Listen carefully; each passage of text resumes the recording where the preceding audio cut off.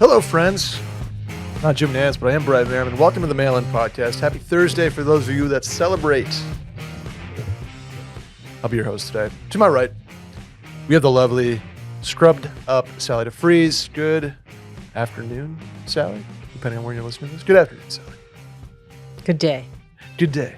Good day, I say sir. good day. Yeah. Unfortunately, I'm gonna be rocking the scrubs probably indefinitely now. Okay. Since we record after I'm done working. I dig it. I got my my septum, my septoplasty and turbinate reduction surgery packet today. Pretty excited about it. Nice. Pretty excited about it. I'm not gonna dox you on the podcast, but give me the deets later. I'm gonna break HIPAA. Okay. Yeah, I'm excited. I mean, I'm nervous. I'm not a big medical guy after the last couple of years. I don't like hospitals and going to the doctor. I don't like the fear of finding something bad. Yeah.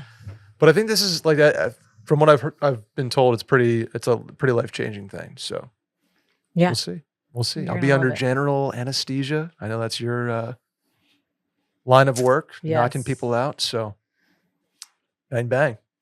How are you doing? I'm tired. Yeah. I'm not gonna lie to you. I just couldn't sleep last night. I was reading. I read. And like I was like, okay, I'm gonna just keep reading until I get sleepy. And then it just never came. It's never happened. Like midnight, I was like, I do like this book, but it's not like I'm not like, oh my God, I have to keep reading it. It's just like I'm reading it because I need to try to go to sleep and I couldn't. So I took a Unisom at like 12:45. Not enough time for my Unisom to give me a full REM cycle and then does that mean wake up at 6. Does that mean you wake up at 6 just like, oh no, my body is not no ready. clue where I was. Wow. It wasn't like, I mean, I was pretty groggy, but I wasn't like not functioning, but I could have probably used a couple extra hours to really let that Unisom work, you know? Kick in red wine and Ambien. Yeah. You're talking shit again. Next time, maybe just a half of Xanax. Okay. Just a little half Xan.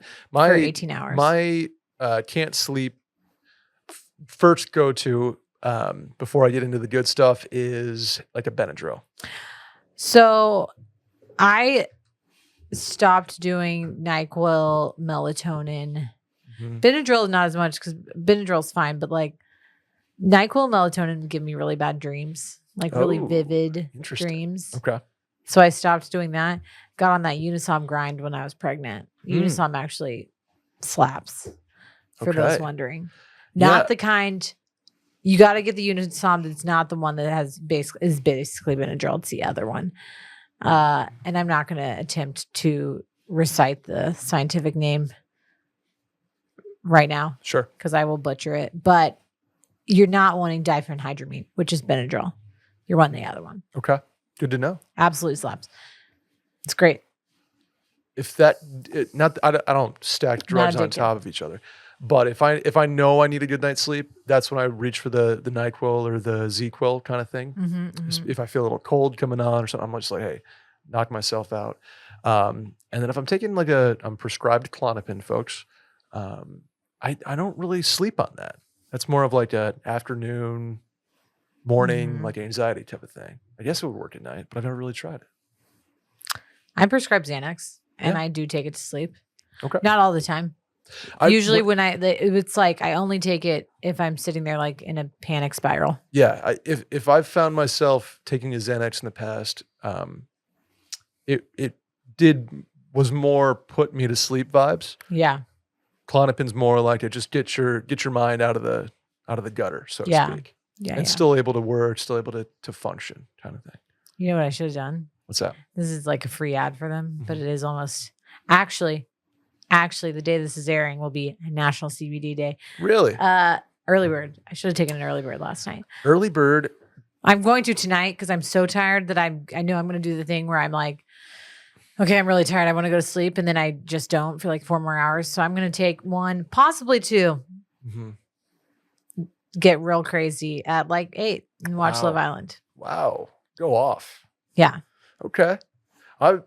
Early bird, same kind of thing. Doesn't get me tired. Just kind of gets me little early bird fun, CBD fun. Yeah. So, all right, good to know. Good to know. Catch me 8 p.m. early bird in, possibly watching the Olympics, most likely watching Love Island USA. Did you watch any of the Olympics today while you were at work? I know that's probably not a thing you guys do, but no, I already know what's happening because I keep getting the alerts to my phone. So okay. I literally watched the women's gymnastics not even all around team final on Saturday. Okay. It happened a week before, 8 days before. And my niece walked in and was like, "What are you doing?" I was like, "I'm watching the team final." She was like, "This literally happened a week ago." And I was like, "I am aware. Gymnastics is my favorite thing. And I haven't gotten to watch any of it in real time. So I'm catching up on all of it on Peacock." Run it back. I love it. Yeah. Everybody knows I'm more of a Winter Olympics guy. The sports are more my vibe, more up my alley. But I have very much enjoyed the Summer Olympics. I've very much enjoyed the conversation they create online, the memes, the content that comes out of it. Pole vaulters breaking world records and breaking other things in the process. Penises? Yeah, that's where I was going with it. I don't think he broke his penis though. I know. He knocked the bar off with his leg too. Everybody's saying he knocked the bar off with his wrench. I think he did, but the bar was already coming off, so that didn't hit as hard for me as I think some people online enjoyed. But the online discourse around the Olympics makes it fun, right? That's what Twitter has become, is sort of the sports bar for your thoughts. So, we'll get into the question after this shower thought. What's your top Olympic moment right now? Like what is you can't stop thinking about? Today it was, number 2 is today when our boy won the 1500 meter, came back and just broke the tape with his head and won. Upset. I forget his name, Hauser or Hoker or something like that. This is running men's 1500 meter final to win gold. He was in third, coming around the last turn, and just gave it all and beat the current world champion by a head. Okay. And so the U.S. got gold and bronze today. This is Tuesday, but and then number 1 was Mondo's world record, the pole vaulter, yesterday. That was sick. My I cannot. This is owning real estate in my head. Is we watched the men's 100 meter live on Sunday. I think it was Sunday. Yep. Whatever day it was, Sunday. Wasn't even watching Noah Lyles. I truly was watching Fred Curley and the Jamaican guy. I can't remember his name. Wasn't even paying attention to Noah Lyles. So watching those replays was great because I was like, oh, okay. I could appreciate how fast he was going. What I literally have not stopped thinking about is how he jumps before every race, and his vertical is 6 feet. Yeah, they're crazy every time. Crazy. He does it before every race. Because then I was like, I have to look at this, and I wanted to see a picture. I assumed somebody would catch it. There's a million pictures of him doing it, but before literally every race. I guess I need to watch that show Sprint on Netflix. Yeah, they're trying to do the whole Netflix doc for every sport and their brother. I get it. Eventually, there are too many, and I don't think you're just not gonna catch people caring enough constantly. You don't. Are you telling me you didn't watch the Dude Perfect 30 for 30? I have not caught that yet. No, unfortunately. Have you tuned in? We watched part of it. Okay. I mean, that's a cool story. I would like to watch it at some point, but I'm just too many sports documentaries now. A lot of sports docs. I will watch the Connor Stallions Michigan one, although I don't know how much new stuff it'll bring out. It's been finished, I'm sure, for months, and then we have the stuff about the text messages that comes out 2 days ago. So the problem with all those, especially sports docs reporting on fairly recently or basically current events, is the stuff that the subject matter gets out of date so quickly. Yeah, it's when it gets released 3 months later, you're like, well, we already knew all that plus more. People are writing books about, the Obama administration and the Trump administration, the Biden, the stuff is still happening. So that's what a Tiger Woods biography, which I'm sure will be fantastic, but his career is still going. Right. So I don't know. I get a little feels a bit of a money grab kind of thing. a lot of that stuff's already been reported, and I don't know. Maybe that's why books don't really do it for me. It's outside of fiction or historical fiction. Yeah, we got to get you on that romance smut train. Shouts to Colleen Hoover. I've actually never read a Colleen Hoover book. Is that like the Live, Laugh, Love author of the I think her stuff is maybe just like a little too emotional for me. Oh, okay. But in like a good way. I think that's why it sucks people in. But like, I get really bad book hangovers. Have you ever heard of this term, Randy? Do you know what I'm talking about? If I were to take an educated guess, it'd be like when you finish a show and then you feel like, oh man, like that was my favorite show. Right. And it's like you get so sucked in that like it affects your life, you know? Like, here's a great example. Okay. I read Kristen Hanna, The Nightingale, literally as we were going into COVID quarantine lockdown in 2020. If you're not familiar. Right after your super spreader event. Oh, you mean my wedding? Yeah. If you're not familiar with The Nightingale is a World War II book. Okay. Oh, okay. Reading that while we were going into lockdown was probably not the move. And I got like really emotionally affected by it. And like couldn't, I see what you know what I'm saying? So a book hangover for me is like when you get so involved in a book that like it impacts your other daily routines. Sure, I get that. Because you're just like so emotionally invested. Or you get through it and you're like, I'm never going to read another good book again. And like that was, how do I top that? Exactly. I see. And so part of the reason I have not taken the dive into Colleen Hoover is I'm worried that I'm going to get too emotionally invested and like be crying and like bitching at Will for like not being a perfect book boyfriend. Interesting. Okay. So I read a lot of light, fluffy stuff. Yeah. It's beach. What are beach they? Reads. Beach comms, beach reads. Beach reads. Is that like its own? It's become its own genre, right? Yeah. There's like, okay, you know, smutty like relationship stuff. There's like Colleen Hoover, and then there's just beach reads, which I'm sure are like light, fluffy, fun stories. It's like the rom-com in a book, right? Yeah. Okay. I don't know if I'm going to tune in, but I do that with movies though. Even though I famously hate films, I'll watch a movie. Like if I watch Twisters, the Glenn Powell character would become my personality for like 4 hours. You should read a couple smut novels. Teach you how to be a better boyfriend. I should. Randy, you in? I'm good. Okay. Randy's got a big trip coming up. He's going to Japan. What are you doing on the plane, Randy? I am going to listen to a book, more than likely.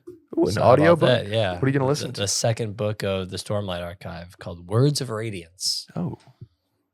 I'm also going to, I download an emulator on my phone so I can play Super Nintendo games. I need to figure out how to do that. Then, you know, I'm going to download Mission Impossible and do a bunch of stuff. Okay. You'll be occupied. You're not going to raw dog that flight? Oh, God, no. 12 hours? Oh, no. 10 from Vancouver to Osaka, but then it's like 2 hours from Denver to Vancouver. So you're going Austin, Denver, Vancouver, Osaka. Yes, but I'm going to Denver a day early and spending a night with my buddy that lives in Denver.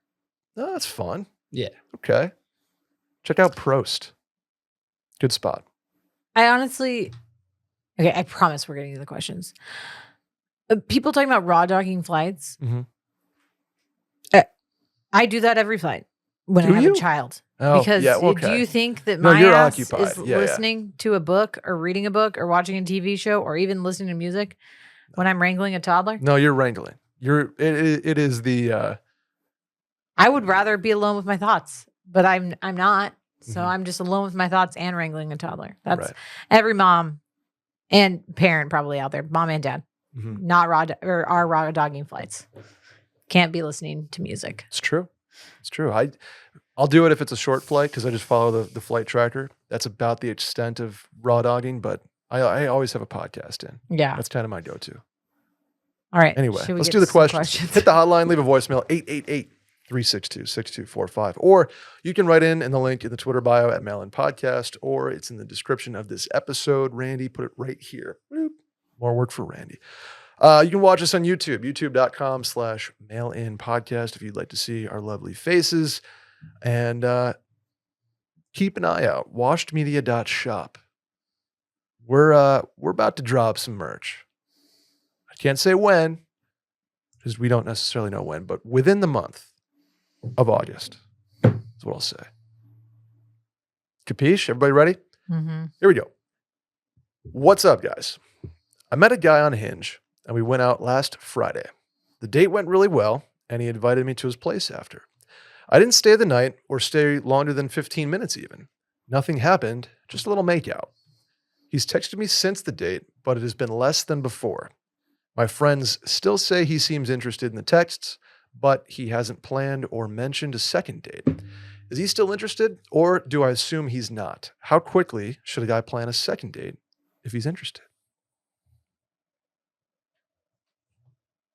Randy wants to answer this whole question. I don't know, within a week. So my first thought here is, okay, I don't think you should, and we've discussed this before. I don't know, unless it went really bad, and it sounds like it went fine. Like, you went back, you had a little makeout sesh. I don't think you can decide anything after one date. Mm-hmm. And so maybe it's the onus is on her now to not necessarily plan, but hey, you want to get drinks this Thursday? Boom. Go to date 2, and if it's just kind of more of the same and it sort of fizzles and maybe there's a makeout, but there's just nothing, nothing really going on outside of that, or maybe she's like really interested but wants to take it slow. Maybe you either communicate that, 1, or 2, it's kind of a fizzly, hey, let's get the second date, boom, see how it goes, kind of same, maybe then okay, this probably is not the right fit. Mm-hmm. But I don't think you just, if I'm the guy, chances are, I'm not going to say 100% sure or not, that he would be the one most interested in like getting on the second date. Let's plan this. Let's do that. I don't know their situation, but in this case, if I were her, I'd suggest something and see his response to it. Yeah. I think that's a good plan. I have a couple points here. Okay. That I think what you just said is perfect. And I agree with everything. I also think like her reaching out kind of can gauge where he's at, because if he really isn't interested, then he will be like, not. Yeah, you might find a way out of the second date, Or and then ghost her, which then anyway. you know. Yeah. Maybe this is just me reading into it too much. Okay. I don't know why she needed to say that she went to his house and didn't stay long, nothing happened. It's like, are you implying that if something had happened or you hadn't gone to his place, like that has any... Mm-hmm. I just think people need to give themselves some grace here with dating. It's like your impression on the date and whether or not y'all have chemistry and like whether or not he decides to call you again is not dependent on, did I have sex with him? Was I too coy? Whatever it is, I think people need to stop looking into that so much. Doesn't it feel like there's sort of like a rule book out there? Right. There's like a TikTok scoreboard of like, well, did he check this box of, walking me home, or, there's almost like this, and I've been out of the game for a long time, but it feels like there's this sort of, matrix of, okay, well, if this thing went well, this thing didn't, and you're kind of, it's like an equation almost. Right. Versus I just think going and feeling it. Women especially tend to do this, where you like qualify yourself as you have this date and then you have to qualify it with like, well, I didn't sleep with him though. Mm-hmm. So like I've still got my, purity about me. Like we don't need to be doing that. I honestly think if someone I'm going to quote Tinks here. Sure. Like she talks about the box theory of like if you and I go on a date, like, and you're going to like me regardless and want me to be your girlfriend, I could literally do whatever the fuck I want. And you're still going to put me in the girlfriend box because you're so into me. Okay. Versus if you're like, I'm not talking about like upon like the first 2 seconds of meeting, but like when a guy likes you, he likes you. You know what I'm saying? Yeah. It in the same sense of like when he's not feeling it, he's not feeling it. And no act of yours, whether it's going home with him for 15 minutes and having a hot makeout, or you denying him a kiss, or you having full-blown one-night stand with him, is going to change where you're at on that spectrum. It's like either he's going to ask you out again because he's like not obsessed with you, but he's like, I want to see her again, etc. Or he's going to not do it and he's going to put you in the like hookup box only because of shit that's going on with him. not with you. Sure. So I think it's really important. I know this is not what the question asked, but like, I think people who are dating, especially when you're like in the cycle of like going on a million first dates, got to give yourself some grace, because just be yourself. That what you are doing and how you're being perceived and whether or not people like you has way more to do with them than it has to do with you. Of course, it has to do with you. Like if someone likes you, they're going to like you, but it's not because you wore your hair a certain way or you said something or you ate a salad versus a hamburger.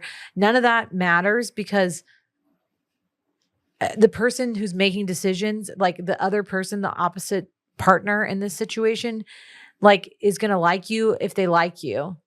And if they don't, or they want to put you in the hookup box or they want to ghost you, that's on them. You know what I'm saying? True. Very true. So part of me, especially like her question, and this is why I feel strongly about like you being right, like she should just reach out to him, is I think the older I get and the more confidence I have in myself as a person makes me be like, okay, just reach out to him. If he doesn't like you, like no love lost there. You've been on one date. Right. Right? Yeah, totally. And same thing with like you get ghosted after one date. Well, I mean, that's annoying. But like right. But it's you no, have like it's no time wasted. Ties. Yeah.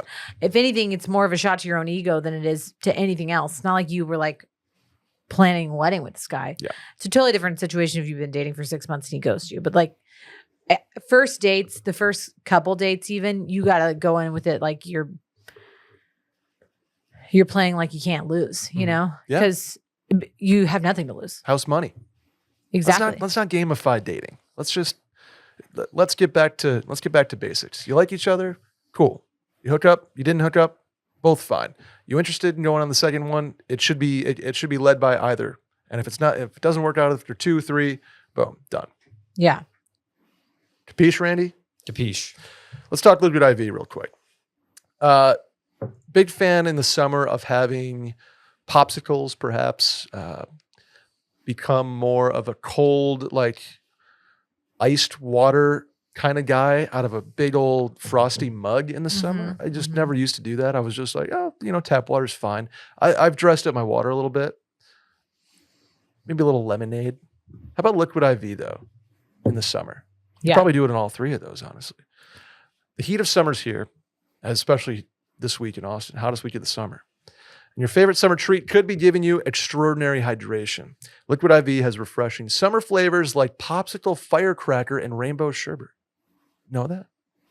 I didn't even know that. They hit the spot when you need transformative, hydrating relief all summer long. Indulge in hydration with electrolytes, essential vitamins, and clinically tested nutrients from the #1 powdered hydration brand in America, Liquid IV. Sally, my method of choice for Liquid IV is in the morning, perhaps after a workout, a walk, a long night, something dehydrating, right?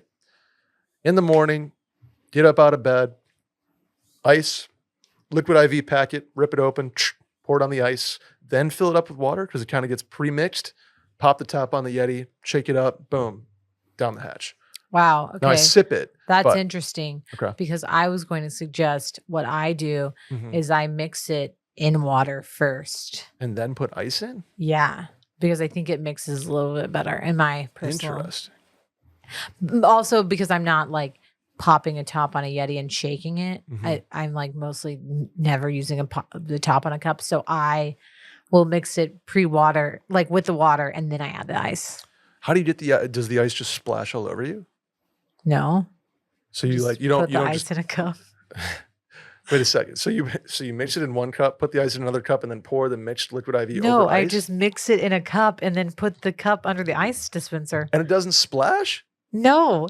How full are you keeping your cups, Brett? Like you don't need it to be the brim. You're not gonna. I mean, I'm not gonna lick it like I'm a cat. You're in splash zone warning. No, this is not that big of a deal. Randy, break the tie. What's your opinion? Well, one, you could just use your hands to get ice too, right? You don't have to splash it. But yeah, if you don't have too much water in it and you just put it on the angle, it hits the side of the cup. Yeah. And then like kind of like pitter patters down. I think you guys are splash. spraying all over the place in your kitchens. Brett is really concerned about like the loss of potential I don't liquid like IV. drops of water I all think over you're the showing place. your privilege, Brett, because I don't have an ice dispenser on my door. This guy. Randy, I'm sorry. I feel like most Yeah. of our listeners are going to have ice on the door. Oh, okay, wow, you hear that? Brett's just Or- rubbing salt in the wound. Or maybe we're too privileged. Maybe we just have ice machines. I don't have an ice machine. I have a regular fridge. Yeah. Anyway, Tara, pour, live more. 1 stick of 16 ounces of water hydrates better than water alone. Or excuse me, 1 stick plus 16 ounces of water hydrates better than water alone. Powered by Liquid IV Hydroscience, which is an optimized ratio of electrolytes, essential vitamins, and clinically tested nutrients that turn ordinary water into extraordinary hydration. Again, 3 times the electrolytes of the leading sports drink, 8 essential vitamins and nutrients, and it's always non-GMO, vegan, gluten-free, dairy-free, and soy-free. So indulge in hydration this summer with Liquid IV and get 20% off your first order of Liquid IV when you go to liquidiv.com and use code MAILIN at checkout. That's 20% off your first order when you shop Better Hydration today using promo code MAILIN at liquidiv.com. Next one, Sal. Hey, Brett and Sally, got a question that hopefully Sally could help shed some light on for me. I'm a guy who unfortunately is going to need IVF when I want to start having children. I was upfront when I started dating my girlfriend 2 years ago, and while she had some reservations at first, she told me it really wasn't a big deal. Lately, though, we've been having some arguments, usually when we talk about our future, and I'm really struggling to understand her point of view. She says that she still doesn't mind undergoing IVF, but that I don't understand that it's not all that easy or guaranteed to be successful. And since I've already frozen my boys, it would be her fault if the pregnancy doesn't happen. I think I understand that hormones and stress are horrible for women, and I know it doesn't always end up in a child. I brought up that I wouldn't mind looking into adoption instead, or just living the dual income, no kids, dink life with a pup, and she thinks that I'd be settling and would end up resenting her. In our latest argument, I brought up that perhaps she wants to find someone who does not need IVF to start a family. She pushed back pretty hard and said that she doesn't want anybody else. So I'm wondering if y'all could offer any advice on what I'm missing and how I can reassure her that I'm game for whatever life brings. This is just classic miscommunication. Sort of putting unwanted stress on a hypothetical and then getting into a circular argument that has like no end in sight, right? Yeah. Is that kind of what it feels like? Yes. Because I think what they're arguing about is like 2 different points. Yes. That's what I was trying to read into this. They are having an argument. It's the same argument, but they're both having 2 different viewpoints of what they're actually arguing about. Mhm. He is arguing that like, I will support you no matter what you want to do. You know, I'm getting us into this quote mess, but I'm the reason why we're having to do IVF. Mm-hmm. But I would be happy not With having kids anything, yeah. or adoption or whatever. And she's saying, you don't understand how hard IVF is, especially for a woman. Like, this is not a guarantee. Mm-hmm. They are both saying truths. Two things can be true. Mm-hmm. All those things are true. They just are arguing one viewpoint versus the other and not seeing that the other person is like, they're both projecting empathy. Right. Right? Yeah. And that's why it ends up in a circle. Right. Because then you're more I'm- pissed. You're like, I don't understand why he won't understand how hard this is on me. Or he's like, I don't understand. Like, I'm trying to just be supportive no matter what. You're both being exactly what you want. You're just, your partner's missing the point because they're focused on what they're trying to argue. Sure. All that being said, probably whatever is going on with him that he knows that he would have to do IVF. That's already really helpful. I think knowing that you are going into that, and also she should know, I could be wrong here, but I'm almost certain that if he has frozen sperm, you can do something called an IUI, which is basically like where they just inject sperm into your uterus while you're ovulating. Mm-hmm. Straight up turkey baster style. Just FYI. The old Not like old-fashioned really way. with the turkey baster, although like I think you could do it that way. Like literally, I think people have done it before.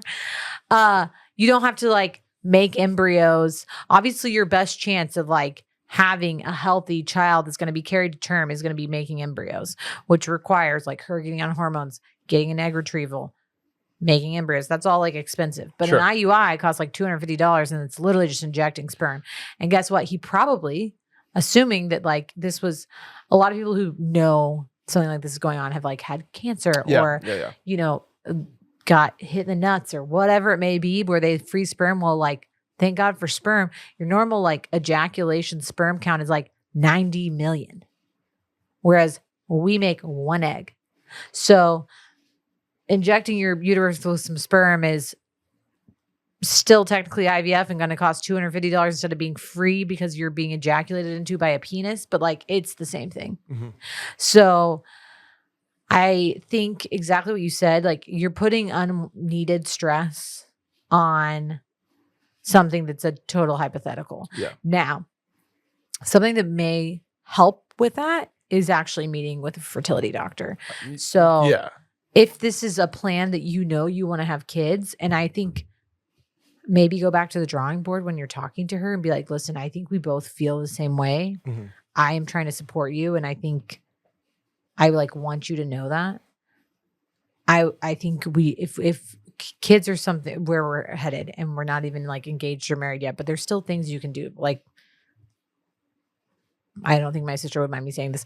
One of my sisters froze embryos with her partner before they were even engaged because they knew like, this is where we're headed. Sure. Now they're married, but like, they were like, this is where we're going. We're going to freeze embryos. That's what it is. Obviously the legalities are a little bit different because if you're not married yet, the custody of those embryos can change based on what your relationship status is. But that's just like an extra document of like, if we break up, I get the embryos. Sure. Usually stay with the woman. Talking to a fertility doc or even like an obstetrician gynecologist, but even somebody, a fertility doc, especially now that you know you already are going to have fertility problems, to just kind of assuage some of that like stress and anxiety for them to say like, here's your options. Here's what I think we should start with. Here's where we are. And your girlfriend can get tests that test her ovarian reserve, like what her hormone levels are, all of those things to kind of like give you a prime like place to start from. Yeah, I think there's something about this that feels like let's get off Google for a second and go to like let's get laid out ahead of us. If we're going to go down this road, let's see where we're at. And maybe that's an investment worth making to sort of stop this circular hypothetical argument. This is like arguing about your mortgage before you've even like starting to like look at a house. Or decide where you want to live. You know what I'm saying? As a side, any woman who's like, I don't know, 22 or older. I mean, that's like really young, but like 27 or older and you're single and you want to have kids one day. I don't think it is a bad idea ever if you are privileged enough or in a position that your work will cover it, or anybody can get an ovarian reserve test if you ask your gynecologist about it. But if you are in a place where you're single and you want to start family planning, I think that we are starting to realize that maybe women should be doing this a lot younger than we have been. Gotcha. And one of the doctors that I work for, whose own daughter froze her eggs at like 24, has been very upfront about advocating for young women to take this into their own hands, because the last thing you want is to be 40 and trying to figure this out for the first time. That comes from a place of like, I totally understand that freezing your eggs, IVF, any fertility treatment are astronomically expensive. But the good thing is that a lot of companies now are starting to offer those options because they realize what a necessity it is and like how much of a recruitment tool it can be for covering those things. So if you are at a company that does that, or even like talk to your HR representative if you can, I completely understand that is a very privileged place to come from. Side note, not that I've had to undergo IVF, but if I did, it would be like fully out of pocket for myself. And that's coming from somebody who's a medical professional. So interesting. We still have a long way to go. But I think having already thinking about it is helpful. It's good that this guy and his girlfriend are on the same page. They clearly want kids, but like, don't count the eggs before they hatch. Like, this is creating a bunch of unnecessary stress is only going to make it harder to get pregnant. And if you've spent 4 years worrying about it by the time you actually need to have a kid, Like, let's take a step back and like think about the whole picture. I agree. I agree where he's coming from of like, hey, should we like just be open to everything? I think when you are wanting to have a family with somebody, another important conversation to have is like, what's our stopping point? How many times are we going to try to implant an embryo before we move on to plan B, C, D? Sure. Having having a plan, and that's something that can be mediated with somebody that's not coming from the argument of Right. and then it just again keeps going in a circle because there's no payoff right now. Yeah. Until you decide to do something and somebody else can help you decide what to do. Right. Let's do the next one, which results in a person that is expecting. So here we go. Hey y'all, first time, long time. My wife and I just announced we were pregnant with a baby boy due in January. Congratulations. It will be our first kid. My question is, how do we become at-home cooks? We are admittedly not very good at routinely eating at home and are quick to rely on DoorDash when we have a long day. We are a reasonably in-shape couple, so it hasn't hurt us there, but from a standpoint of building better habits, financial sensibility, and overall health for our child, I want to try and get this figured out before he's due. Any help is appreciated. Thank you very much. That'd be a perfect segue to a Green Chef dad. I was going to say, this is not an ad been. read. This is not an ad read, but that is absolutely where I'm going with it because granted, this is sort of less like newborn child friendly, but if you guys, mom and dad, want to become better at in the kitchen, cooking at home, getting more in a routine, really is these meal sort of delivery kits. It's a great habit to start. It provides you things that you maybe didn't know you liked or didn't know were so easy to make, or sort of result in other recipes that are repeatable, fit routines. And then, so I find myself, if I do Green Chef or HelloFresh or whatever, one of these things, and I do them all the time. But if I had a family, you'd be more apt in going to the grocery store, making a list and sticking to it. And the reason it's sort of hard as a person who lives by themselves to make it an economical trip to the grocery store where stuff doesn't go bad. Mm-hmm. Now, if you have a family. I think everyone struggles with that though. Yeah. Oh, totally. I mean, even when you have a family, you're like, well, I got to buy a bunch of stuff and this is going to go bad. I can't freeze all this produce, yada, yada. That's why I personally am so in love with the HelloFresh and Green Chef and that kind of stuff because it's the perfect amount of food. I make all of it. I throw very little of it away, and I feel good about what I'm doing. And it's healthy and it's easy. It's routine. And it's not crazy expensive. So I would suggest go there first. But I'm curious to what you have to say about having, a family, and then the kid comes along and it sort of changes how much time you have, how grocery store runs financially. Like, how did you approach that? So the other thing I was going to suggest, and the like reason that I started cooking was because I followed a bunch of Instagram chefs, basically, not even chefs, Instagram food bloggers, essentially.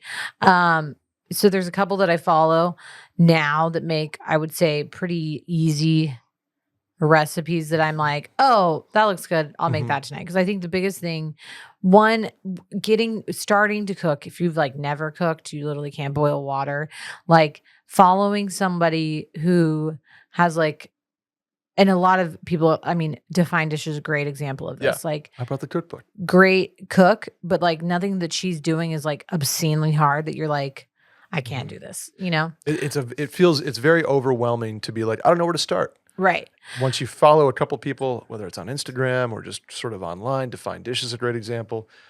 You find that, there's like common threads to a lot of this stuff. Instagram or TikTok are a great avenue for this because there are, quote, social media chefs who are basically like cooking out of their homes, sharing free recipes, things like that. There's a couple other accounts that I follow that I feel like Kale Junkie does a lot of she does like a basics course of like, here's how to like make the best boiled egg. Here's how to do like easy stuff. Honestly, my favorite that I feel like is family friendly because she's got kids and she'll do recipes and then also like show what her daughters are eating is Pinch of Yum. She's Okay. awesome. She's based in Minnesota. And then Olivia Adrians is a Minnesota. girl who lives in Austin who's awesome. Okay. And then once you start like following people that you realize that they interact with other chefs, and then you're like, oh, that's kind of more my vibe. Like Olivia Adrians, the girl from Austin, is like dairy-free, gluten-free. So like you don't always need to be doing that. Pinch of Yum does a lot of like vegetarian recipes, just kind of what your jam is. With kids, you know, I arguably we ate out more when we had newborns because you're like, I'm too tired. I'm tired. I'm just, you know, I don't Although have there are a much lot of time. like bloggers out there who have like, you know, 35 crockpot recipes, make ahead freezer stuff. Like I was not that organized. I'm still not that organized. Like it's really easy. I used to be really good about like meal planning, meal prepping. And then I had kids and I just didn't have the time to do that. I also like one of the biggest things that I want to work on is how much food waste we go through. It's like really bums me out. We've learned that we have to just take a lot of trips to the grocery store. Sure. Smaller, and also because we don't have time to go to the grocery store, we order a lot of groceries. Sure. Like literally twice a week. But like small orders so that we're not wasting a bunch of stuff. But unfortunately having a toddler, you'll like buy one thing and then literally the next day they're like, I hate that. I'm never eating that again. You're like, cool, I bought 17 of those. Right. So I think meal kits easy, especially if it's just you and your wife. Following accounts on social media to kind of feel like what your vibe is and who you like. You know, there's people that I've stopped following. So I'm like, you're annoying and I hate your stuff. And then there's people that I'm like, I kept seeing pop up and then I'm finally like, you know what? I'm going to try one of their things. And I just like bookmark them, or I'm like, you know, I'm going to make this tonight. And I'll like go to the grocery store and get it then. There you go. What I do think is important is you can't go from 0 to 60. So you're not going to go from like never cooking to being like meal prep extraordinaire, no food waste. We've got a freezer. We've got the whole thing organized. Like give yourself some grace and be just happy that you cooked one meal at home. Get 2 or 3 dishes that you're confident in and then build upon that. Will and I do this thing I've mentioned this before. We call it groundhogging. We'll like literally find like 2 recipes and like those are the only 2 things we make for like a month. Yeah. Between like cooking out and stuff, but like for like the past 4 weeks, I've made these like barbecue chicken tacos. And like finally Will looked at me and was like, can't have those again. Don't do it. Liked them the first 3 times. We're done now. Okay. That's another important thing is like, you're going to get fatigued if you like cook the same things over and over again. So like perfect one, get good at it, but then like don't hammer it into the ground so much. So you're like, okay, I can never eat that again. Yeah. Just don't be afraid to be like, you know what? We had enough leftovers of that. We're good. We're fine. The last thing I'll say on this is invest in an air fryer, because if you want to make things quickly, easily, and taste good, no matter if it's veggies, meat, potatoes, fries, you name it, air fryers can pretty much revolutionize the way you cook at home. Yeah. If you're worried about, oh, it's going to take forever, I don't want to do this and this and this, throw some meat in there and throw some veggies in there and season them up, and 12 minutes later, you have a meal. Yeah. Boom. So that's an option too. You want the next one, Sal? Yes. Sorry, I got lost track. Okay. Hey, this question is mainly for Brett. My girlfriend's estranged father passed away in April. They had not seen or spoken to each other in months. My girlfriend has been having a really difficult time dealing with this. I've suggested that she speak with someone multiple times, but she refuses to and says she's not ready. I don't know what to do. She barely wants to do anything and cries almost daily. It's affected me as well. We've had to cancel trips, activities because she doesn't feel up to it. I can't imagine what it's like losing a parent. I don't know how or what to do. I tried to help listening and talking to her. At this point, it doesn't seem like she wants to feel better and feels guilty about their complicated relationship. Yeah. So very, very tough one here. You're sort of on a knife's edge of trying to be empathetic and trying to like provide solutions. You know, I unfortunately / thankfully, I don't know what the word is, didn't have to go through this, but like, for example, my mom died suddenly. I didn't know it was coming. Right. So there was like this, luckily we were on good terms and it sucked more than anything, but there was no like guilt involved. Right. So I can't, you know, it's hard to explain what that feels like or what that would feel like. So there's this equation that this guy is trying to find the solution to that's somewhere between help, listening, solution-based empathy, and like, let's distract you from it. Mm-hmm. And there's no easy way to do it. Everybody grieves differently, especially in a situation where she feels guilt of that relationship deteriorating and that was never repaired. Mm-hmm. And so you're right. Like, she's eventually probably going to need to talk to somebody about it. They will have much better tools than this guy will. No offense, to sort of help her deal with that. But if she doesn't want to go do that, you can't force her Right. at this point. And it may take a year to do that. It may take 6 months to do that. It may take 2 years, but eventually that's probably the way she's going to want to go. They're just simply better equipped to handle that emotionally, and provide solutions. So I guess my advice would be to communicate to her that, hey, you're going through something that I cannot fathom, and it cannot be fixed because he's gone, right? Right. So I want to be there for you. And now on Sunday, I can be a listener. On Monday, I can be a distractor. On Tuesday, I can be a solution provider.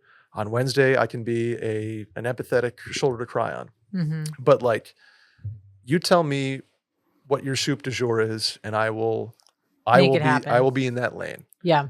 And instead of trying to do all of them at once, instead of being like, oh, let's do this, let's go there, let's cry, like, pick a lane, stick in it for a day, and sort of respond to her, whatever she needs. Yeah. Let her lead. Let her lead the 2-step on that, because it ain't easy. And some days are just not going to work, because she's this guilt of not repairing that relationship before he died. And maybe there's another family element that she can, I'm going into the solution category here. Maybe there's family that she can try to get closer to again, and figure out, maybe what happened, or figure out how to sort of emotionally repair that, knowing that she can't 100% ever do it, but get some sort of closure on it. That's something that she's going to be seeking out. Maybe she doesn't even know it yet, but there's going to need closure there. And that's where I think the therapy session would come in, because like there was guilt for me with my dad being sick, Mm-hmm. my sister being there full time, basically the caretaker. Right. And there was guilt of me being in Austin, sort of like living my life. Yeah. Even though we had discussed like, hey, if you want me to move back up there, I will. If you want me to be up there for 2 months, I will. Both my sister and my dad decided like, nope, we do your thing. We want you to be down there. So right. But there was some result, like some guilt to that, right? So that was resolved for me by seeing somebody and by talking through it with family and friends and a therapist. Like, that was something that was fixed, and I was able to look at it, and feel it as my dad wanting me to be doing what I was doing, and being proud that I was doing what I was doing, and basically saying, I don't want you up here staring at me sitting in a chair all day. And so I was able to get through that. But there was some residual stuff that was solved with the help of family, with the help of friends, with the help of a therapist. And the advice I would give is to, this is going to be sort of an oxymoron, but bear with me, press lightly with consistency on what lane you need to be in on a day-by-day basis. Mm-hmm. Because, and some days you might just get a big old F you, I don't want to see anybody today. And that's okay, because that's how people have to go through grief and have to go through estranged relationships that end up like this. Like, it's not an easy thing, but decide what lane you need to be in with the help of her that day, and stick to it. Be consistent, be empathetic. You obviously are when you're trying. Mm-hmm. And then the other thing I would say would be like when my dad, it's not like, what can I do for you today? What can I, let me know what you need was the phrase that just didn't, not that it didn't sit right with me, but there's no action to that. It's too open-ended. It's very open-ended. So it's, can I be here for you if you need anything is like, that's right. not helpful. No, it's not. I get where I'm appreciative of that, but it wasn't helpful. Right. And so you sort of need to draw this picture of like, I'm here for you. Here's how I'm here for you. Blank, blank, blank, blank, blank. Today, what do you need? Yeah. I'm there. Do you need an ice cream cone? Do you need a solution? Do you need to go shoulder to cry on? Like, do you need to go get a beer? Do you need to go fishing? Do you need to go on a boat? Like, what solution can I provide for you? And if it's not that today, okay, what do you want to talk through? Do you want to talk through the past? Do you want to, okay, don't want to do that. Do you want to cry and commiserate? So there's different boxes that you're going to have to play the role of each day.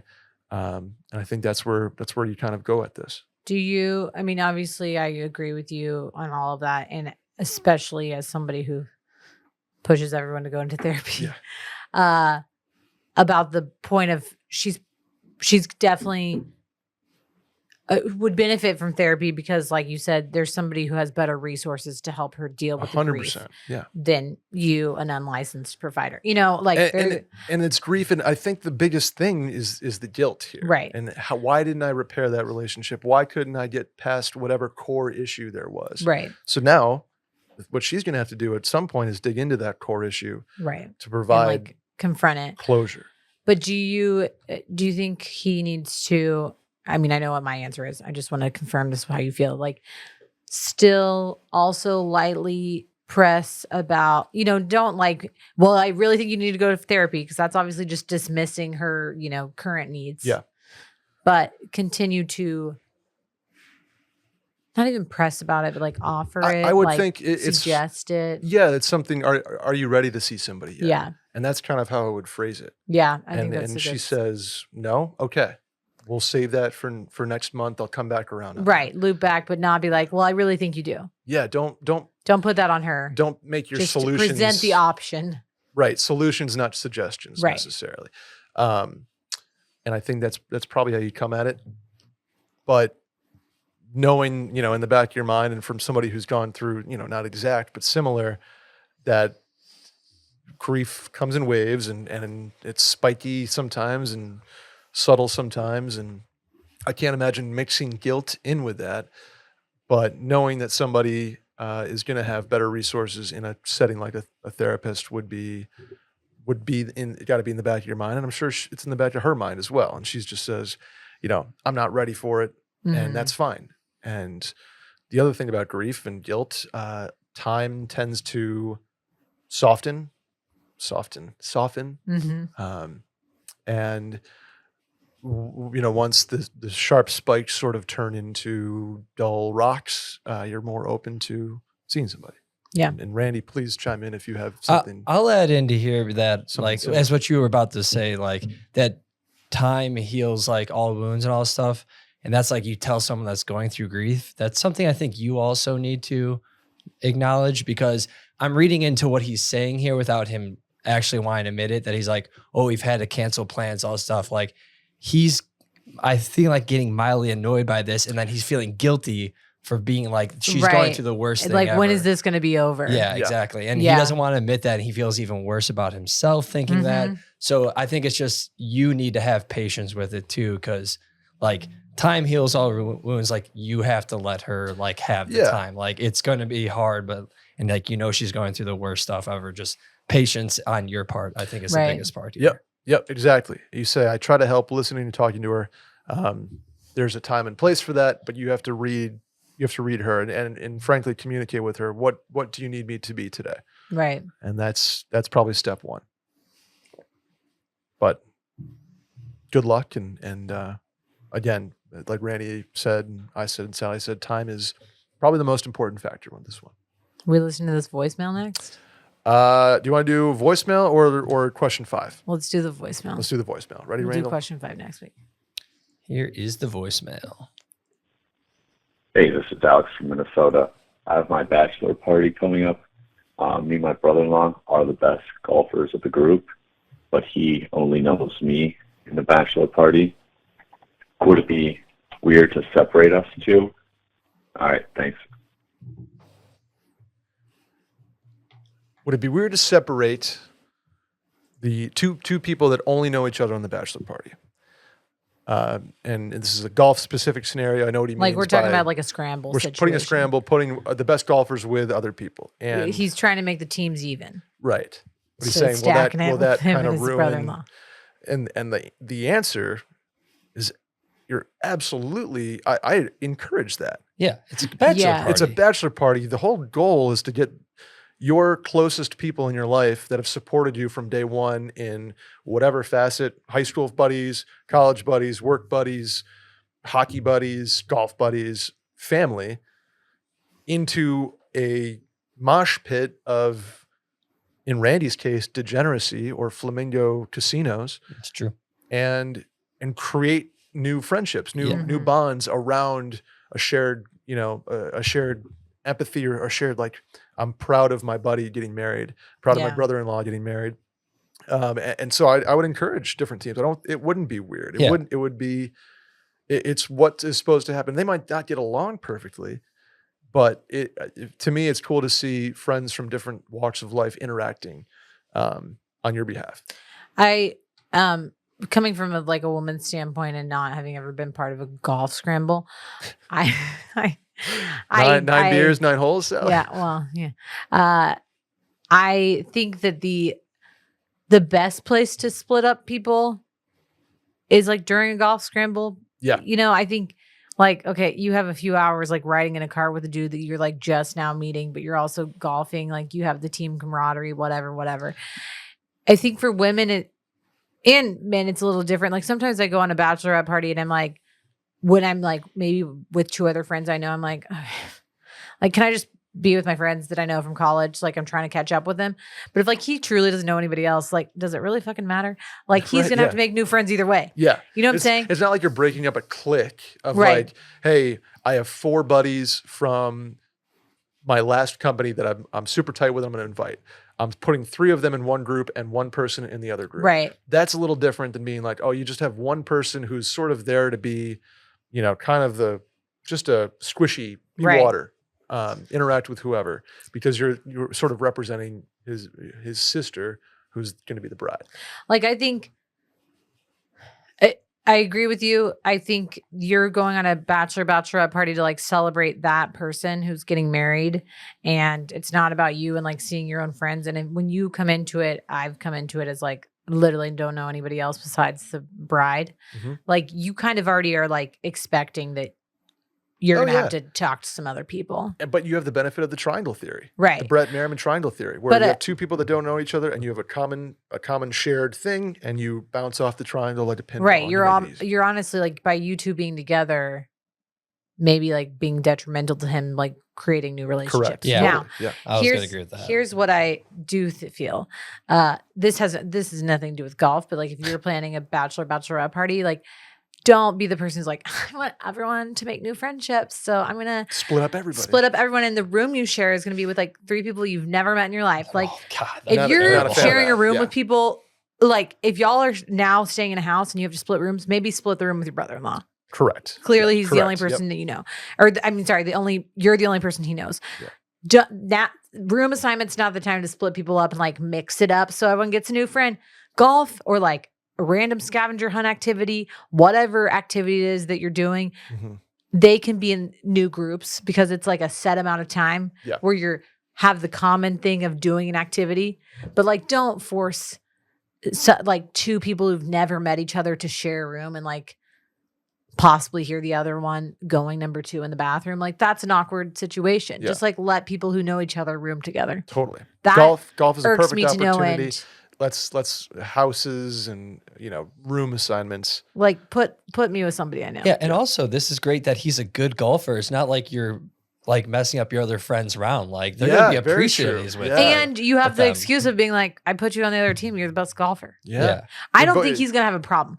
No. Literally, not this exact example, but my brother-in-law went to my brother's bachelor party when obviously Will Mhm. and my other brother-in-law could not go because Will and I were on a family vacation and my other brother-in-law was having a child. But Surprised you didn't go, actually. and Actually, all of the brother-in-laws, 2 of them were on vacation. 1 was having a kid. I don't think Carrie really expected anybody to go. And Ryan, bless him, went. Was And just like, he "Screw didn't it, know let's anybody. go." He's Yeah. like, well, this is what I signed up for. Like, I don't know anybody. Of course, I'm like going into this, like, gonna know that I need to make some small talk with people because I literally don't know anybody else. Good for him. Yeah, that's how it was on Jared's, and it was a blast. Yeah. Yeah. So I think also this helps you out too, because like you think that he doesn't know anyone, you're going to be kind of always wanting to like hang out with him so he doesn't feel left out. Like Right. this is the perfect opportunity for him you to make some friends. Enjoy yourself and be like, no, They bond you over don't their spend it like there. winning team moment, and now you don't have to take care of him the Yeah, rest you of the don't night have to take because he's care of it got and be like, hey, friends man, are that you he can good? go to. Yeah. Exactly. Yeah. Exactly. At the end of the day, I would encourage it. Actually. Yeah. I don't think not only that you think it's okay to, yeah, we all agree that you should do it. At the end of the day, those guys should be like, the goal is when you are getting ready for your wedding and like you guys are all dressed up, everyone in that room is friends. So Right. like Bang.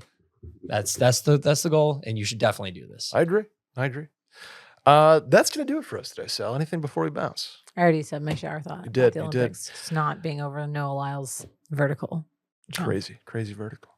We're going to get out of here. We'll see you guys next week. Before we get out of here, please subscribe, rate 5 stars, review, and tell a friend about the show. Hit the hotline number that is 888-362-6245 to leave a voicemail. Or, again, you can write in at the link in the Twitter bio at Mail In Podcast. Sally, where can the people find you? Sally deFries on Instagram and Twitter. I am Brett Merriman at Schmerriman on both those platforms. Sally didn't like my Sally and Schmer for Sonny and Cher comparison, so Sorry. We're gonna workshop Honestly, when that. you texted me that, I was like in an emergency and I totally glossed over it. Sally We'll and come Schmer back. coming to you this fall on a t-shirt, maybe. Anyway, thanks guys. Thanks Randy. Thanks Sally. We'll see you guys next week. Bye.